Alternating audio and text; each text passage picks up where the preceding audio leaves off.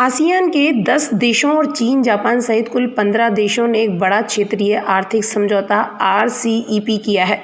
भारत को भी आमंत्रण था, लेकिन भारत इस समझौते से बाहर रहा। प्रधानमंत्री नरेंद्र मोदी ने पिछले साल ही देश हित में इस डील से बाहर रहने का निर्णय लिया था। अब विदेश मंत्री एस जयशंकर ने इस बारे में खुलासा किया है। जयशंकर का कहना है कि भारत पिछले साल क्षेत्रीय विस्तृत आर्थिक साझेदारी आरसीईपी से इसलिए अलग हो गया था क्योंकि उसमें शामिल होने से देश की अर्थव्यवस्था पर काफ़ी प्रतिकूल प्रभाव होता।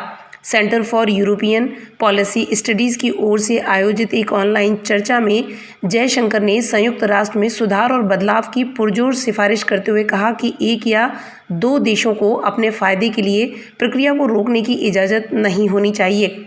उन्होंने कहा कि भारत समूह से इसलिए बाहर हो गया क्योंकि उसकी ओर से रखी गई मुख्य चिंताओं का समाधान नहीं किया गया।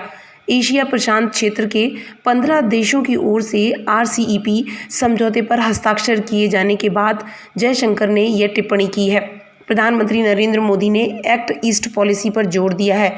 इसे देखते हुए भारत लगातार आसियान से अपने रिश्ते बेहतर करने की कोशिश करता रहा है, लेकिन पिछले साल आसियान द्वारा प्रस्तावित आरसीईपी व्यापार समझौते में भारत शामिल नहीं हुआ था। भारत का कहना था कि यह उसके राष्ट्रीय हितों के अनुकूल नहीं है।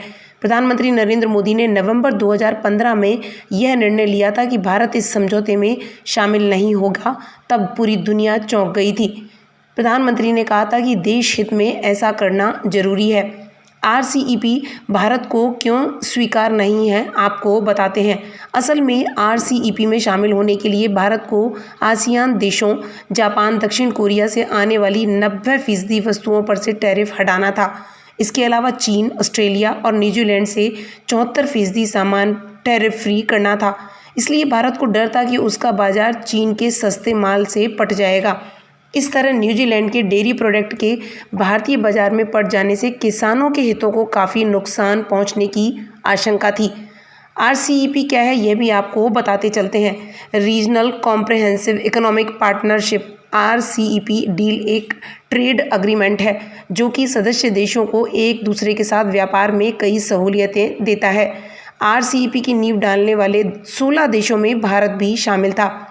आरसीईपी समझौते के प्रस्ताव में कहा गया था कि 10 आसियान देशों Brunei, Indonesia, Cambodia, Laos, Malaysia, Myanmar, Philippines, Singapore, Thailand, Vietnam और अन्य 6 देश ऑस्ट्रेलिया, चीन, भारत, जापान, न्यूजीलैंड, दक्षिण कोरिया के बीच एक मुक्त व्यापार समझौता होगा और सभी 16 देश एक दूसरे को व्यापार में टैक्स में कटौती समेत तमाम आर्थिक छूट देंगे।